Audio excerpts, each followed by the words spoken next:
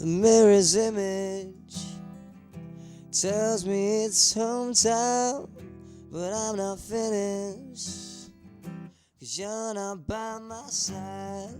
And as I arrived, I thought I saw you leaving, carrying your shoes. Decided that I was just hoping and dreaming of bumping into you. Now it's 3 in the morning, I'm trying to change your mind. Left you multiple missed calls, and to my message you replied. Why'd you only call me when you're high? Why'd you only call me when you're high? Somewhere darker, talking the same shite. Need a partner. Are you out tonight? It's harder and harder to get you to listen as I get through the gears, incapable of making alright decisions and having bad ideas. Now it's 3 in the morning and I'm trying to change your mind. Left you multiple missed calls, and to my message you replied. Why'd you only call me when you're high? Why'd you only call me when you're high? And I can see you in the corner of my eye. Slowly feels like I'm running out of time. I haven't found what I was hoping to find. You say you'll be there in the morning, gonna have an early night. Well, you starting to bore me, baby. Why'd you only call me when you're high?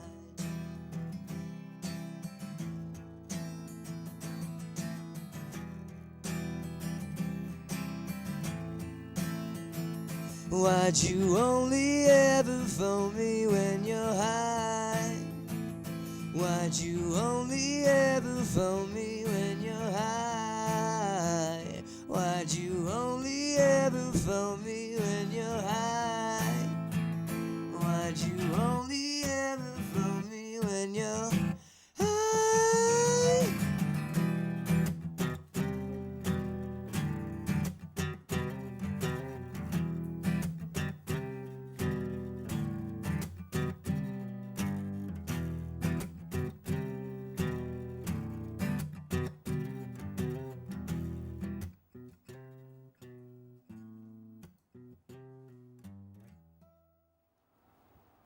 Hello, I'm Alec McEwen and welcome to Time Tunnel TV, the show that will take you back in time to visit the world's best talents and idols from the past. What a great performance to kick off the show. That was Simon Jones playing the harp. He will be back to play us out at the end of the show. Firstly on the show today, we have our daily news bulletins from Jake in the news studio. Hi, I'm Jake and welcome to Time Tunnel News. First and final Harry Potter book has been released. The book is titled Harry Potter and the Deathly Hallows. It has just come at the same time as Harry Potter and the Order of the Phoenix film has hit the box office.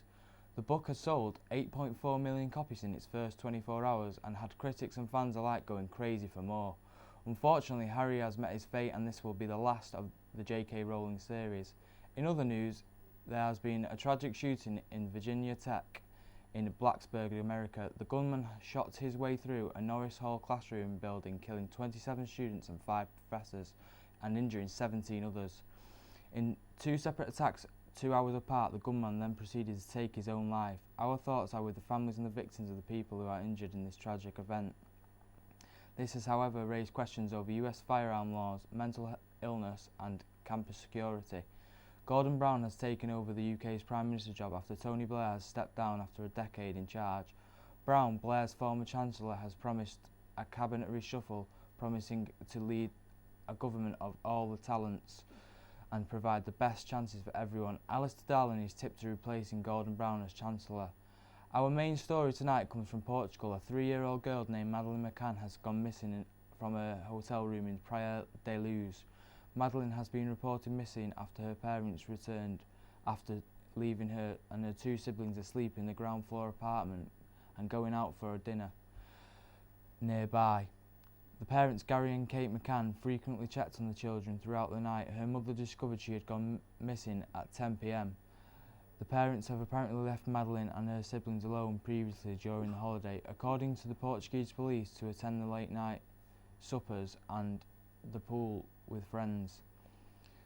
Also said that this would make it easy for the kidnappers to study their routine of the family and plan the abduction. The next story comes from Moscone Centre in San Francisco. Sam attended the Apple announcement at Macworld 2007. Here he is to tell us more. Thanks, Jake. I'm here outside the Moscone Centre in San Francisco, which yesterday saw the announcement of the first ever iPhone. Steve Jobs took to the stage at Macworld and made the announcement after almost 2 years of planning and preparation. The device itself sports a 3.5-inch touchscreen display, 2-megapixel camera and only one physical button on the phone's face, known as the home button. It comes in 2 versions, a 4GB version and an 8GB version. This device has been described as revolutionary and being capable of changing everything. Steve Jobs certainly convinced everyone of this during his presentation. The news has spread all over the internet and is being talked about everywhere. The announcement of the iPhone was accompanied by some information on Apple TV, but the iPhone still stole the show. Apple Computer Inc. is now no more, as they also announced they are dropping computer from the company name to now just be called Apple Inc. This shows the changes Apple are going through and how they are moving forward as a company and beginning to move further away than just your everyday computer company. This conference has solidified the big year ahead for Apple. Back to Jake in the studio. Thanks, Sam. Looks like a very big year for Apple ahead. On to our sports news now. David Beckham has transferred to the LA Galaxy from Real Madrid. The Manchester United and England legend made his move to Real Madrid on a deal to be worth over 250 million over 5 years. The general manager, Alexei Layas, has said that Beckham's arrival at LA Galaxy will give worldwide exposure to the quality of football in the MLS. Beckham is quoted saying, "I am proud to play for 2 of the biggest clubs in football, and I look forward to a new challenge of growing the world's most popular game in a country that is passionate about sport as my own. From the rest of the season, I will continue to give 100% to my coach, teammates and fans, and as I believe manager Fabio Capello will bring this club and its supporters to the success that they truly deserve." The German women's football team also retained the World Cup in China, becoming the first women's team to ever do this. They beat Brazil 2-0 in the final. Brazil hit the post early on in the game, but Germany retained the composure, with Brigitte Prince and Simone Lauder grabbing the goals all the way. That's all from me at the Time Tunnel News. Thank you and good night. Thanks, Jake. Now we have the man himself, Mr. Steve Jobs, here in studio with us to tell us all about the announcements yesterday and what's going on with him too. Welcome to the show, Steve. Thank you very much. It's an absolute pleasure to be here. Thank you. Pleasure to have you here. So I'm going to kick off this interview by saying, how do you feel about being CEO of the world's biggest, well, one of the world's biggest computerised I think you're right, first time, the world's biggest. Well, pride, obviously. I'm awfully proud of that achievement. But it's been through hard work, years and years of hard work. It's had its ups and it's had its downs. And, you know, it's not just a sense of pride now, but I feel like I deserve it. You know, I've put so much of my life into Apple and everything that it stands for. So, yeah, it's I can't quite believe it sometimes, but, you know, I do feel that where we are now, it's something where we deserve to be. Yeah. Well, it's quite a different success story, really, to that of Microsoft, for instance. It's been a bit more of a rocky road, hasn't it? Yeah. Microsoft is sort of something like an everyday sort of thing. Apple's a bit more extravagant, and not everyone owns something by Apple, but it's... Well, I'd definitely disagree with you there. I think everybody does own something by Apple. I think, you know, when we released not only the Macintosh back in the 80s, you know, that was the first personal computer. You've got to understand there weren't really any... You know, there wasn't Windows, that's for sure. Back then. No, I mean in the modern day, or in, say, the last 20 years. Well, exactly, you know, but it was us that started. It was Macintosh, you know, me and Dave Wozniak, you know, back in our garage, we started it. And we did start putting a computer in every home, okay? And even now, we're making it even easier for everyone to have a piece of Apple, okay? With the launch of the iPod several years ago now, you know, everybody has an iPod now. Everybody can afford an iPod. It's not as big and as extravagant as a computer, But everybody can easily afford an iPod, and everybody is buying them. That's one of the reasons why we are one of the biggest companies in the world right now, and I am CEO of one of the biggest companies in the world. So, coming away from the iPod, yesterday you announced the release of the iPhone. Yeah. Can you tell us a bit more about that?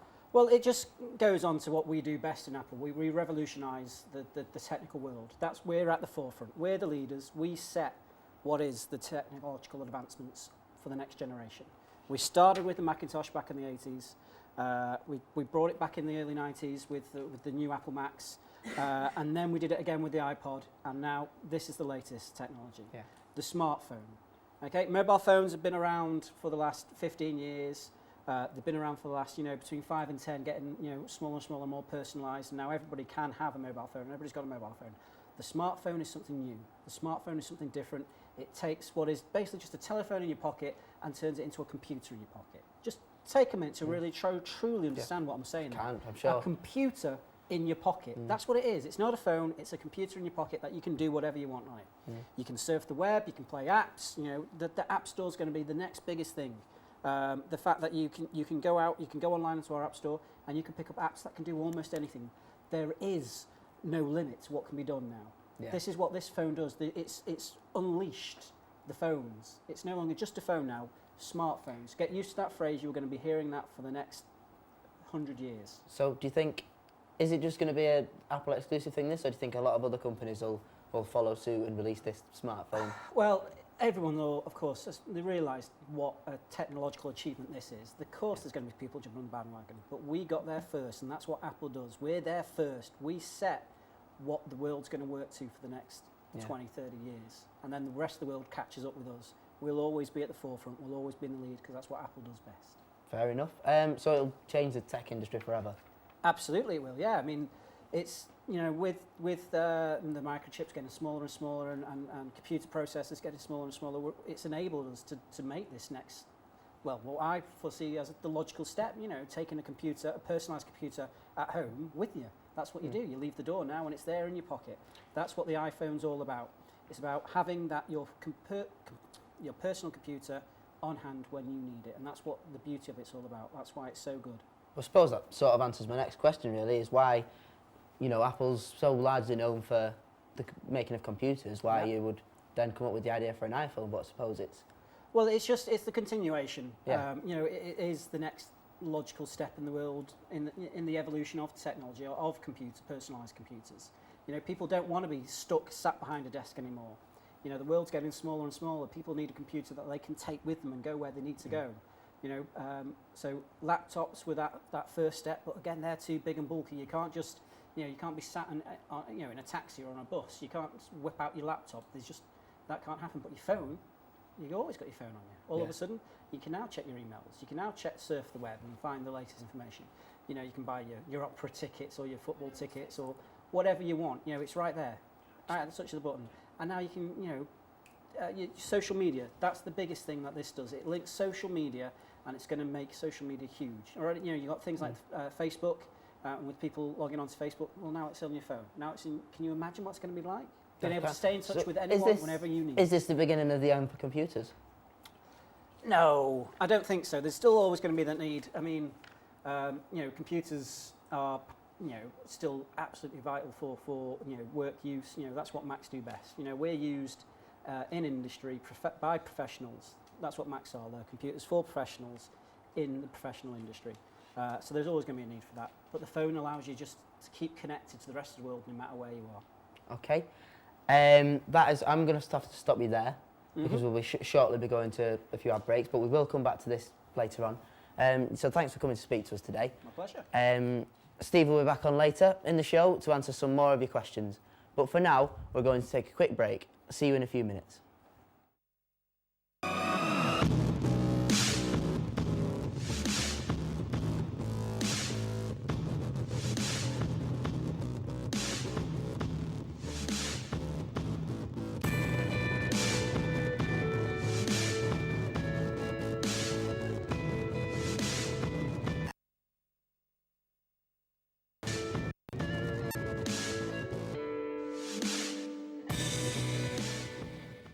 Welcome back to Time Tunnel TV. Next up on the show, we have a short documentary about the early days of our guest, Steve Jobs. This will without doubt give you more of an insight into this creative genius's journey to get to where he is today. But life, that's a very limited life. Life can be much broader once you discover one simple fact, and that is everything around you that you call life was made up by people that were no smarter than you. Everyone says, you know, I want to make a great product, or I want to make a great movie, or whatever they're doing. So there's no difference there, but there's a big difference in the outcome. So, let's get a camera. I've got a pocket right here.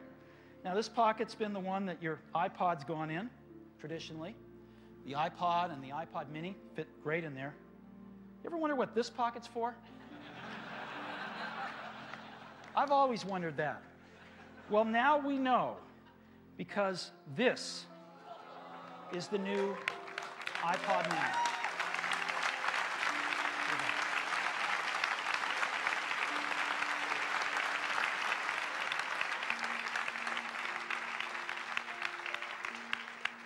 Steve Jobs is easily one of the most creative minds of our generation, pioneering in some of the biggest and most popular businesses of our time.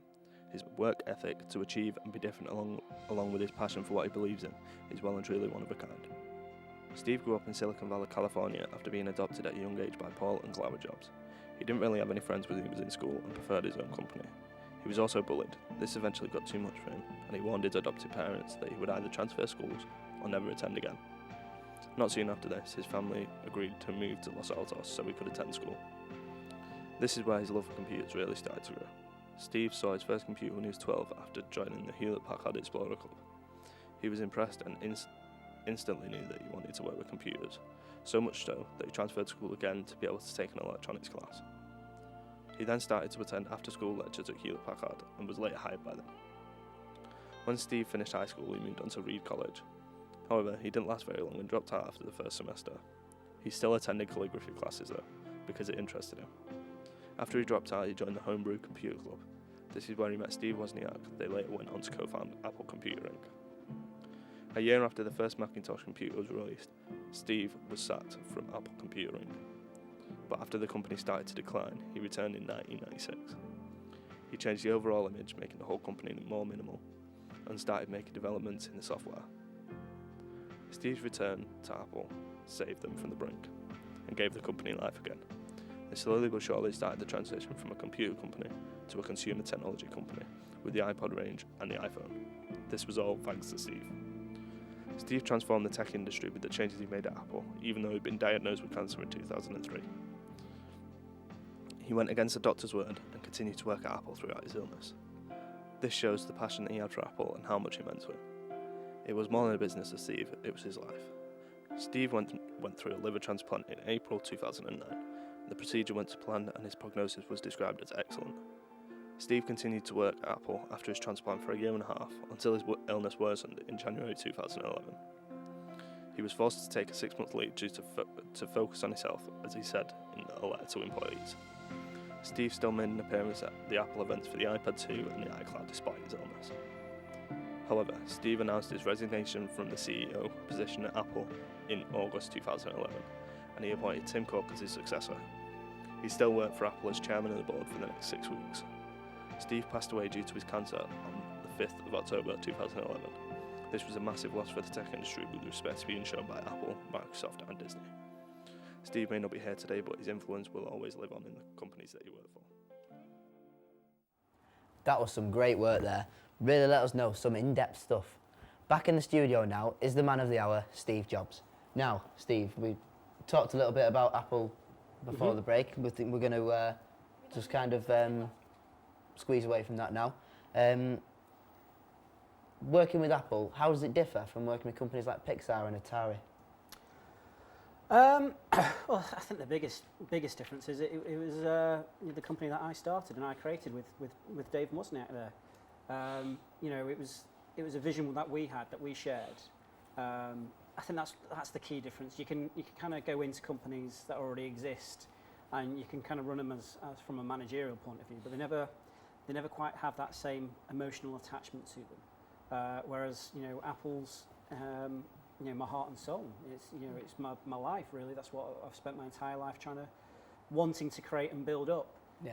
And it's something that, you know, it's taken me 25, 30 years to get it to where it is today. You know, that's a big chunk of somebody's life. Yeah, of course.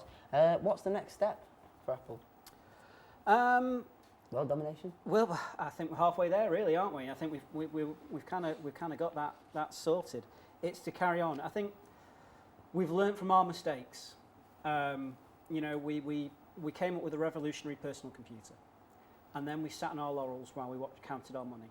That's the only way I can put it. And we just thought if we could just keep reinventing the same thing again and again and again, just giving it a different name, Mac 2.0, and just keep re-releasing the same thing, but we'd be fine and people would like it. But we didn't move with technology. We didn't move the way the world was moving. And that ultimately nearly cost us the company.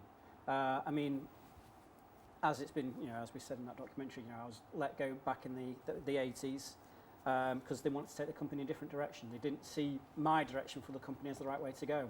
So I was ousted, and, you know, that nearly killed me. Having set this company up into where it was, and then to be told, sorry, we don't need you anymore.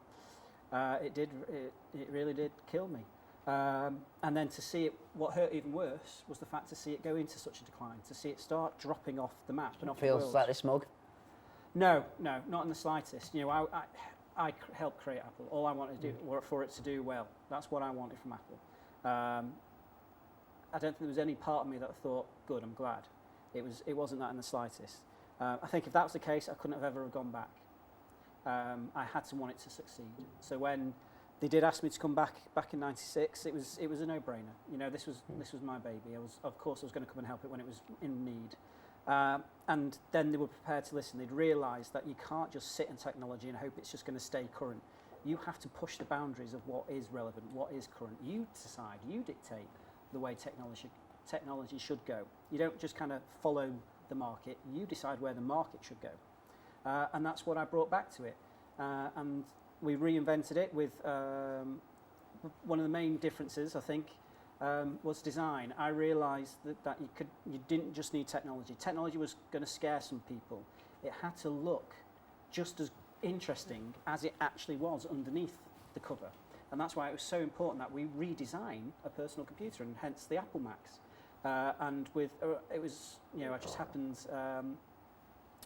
Jonathan Ives, who was working at the company at the time, just happened to show me some drawings one day. I can't even remember how they ended up on my desk. As we were looking at, well, you know, where do we go next? And we just saw these amazing, colourful machines, and we realised that's next. That's what we need to do.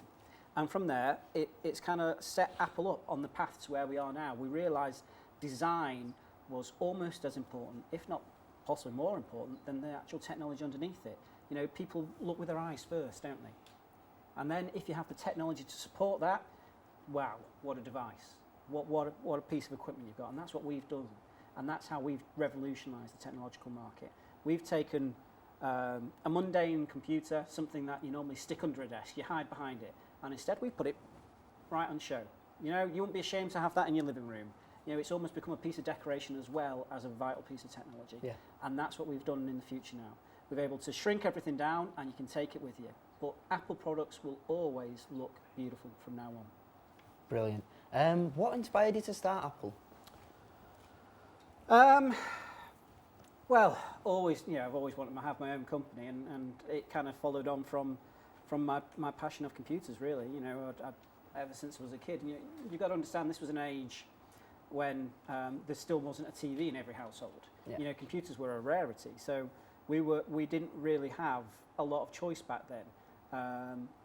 But I knew there was something. You know, I was always intrigued by that technology and that kind of those kind of systems. And as soon as I started, I knew I wanted to see where this was going, where this world was going. So I took it through my education, but I always knew I didn't want to just kind of follow the train.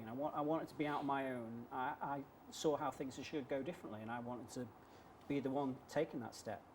And when me and Dave met, and he had the electronical know-how, together, you know, we were an unstoppable team, and that showed with the first Macintosh. Yeah. Macintosh. Mm-hmm. Where did that come from? Well, believe it or not, people don't often associate Macintosh with the apple. They don't realise that a Macintosh is actually a form of apple, just like your Granny Smiths here in the UK. You know, and we had an orchard in our garden, and I was always, you know, just picking them off the tree and biting into them, and the two went together. It was kind of like, apple first, and then once we had the company name of Apple, we realised, you know, that would be quite an interesting way of branding our product. So Macintosh, and the logo obviously that goes with it. Yeah, brilliant. I mean, we have spoke about this. In fact, I am going to have to leave it there. Wow, it's been wonderful having you on the show. It's Thank you very much for coming once again. Here. Thank you very much. Yeah. Lovely. So we've come to the end of our show. I'd like to thank Steve for coming on the show again. Thank you. Thank you and good night. From me and all of the team here at Time Tunnel TV. Back again to play us out is Toby Gordon with his own song, Denial.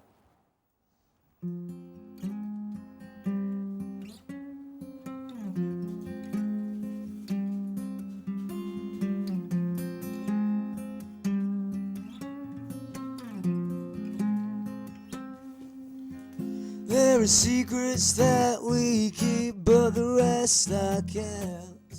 So I guess I should put that to rest. Try to tell myself that there is something left, but my mind right now, it just ain't quite. It dance.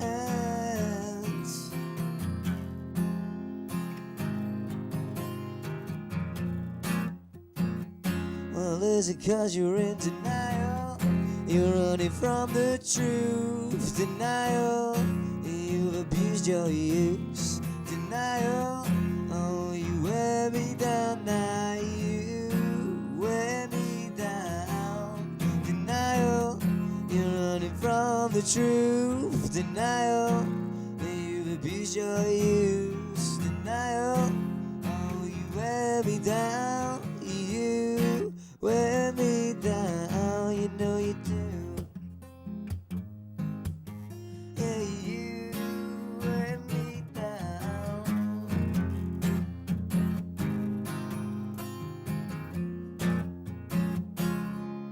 You see that stuff you smoke, I don't get you why it just leaves your head a mess. So to me, there's no surprise you're so depressed. So I guess you'll choose reclusiveness and instead watch your life if you to spend it in your bed.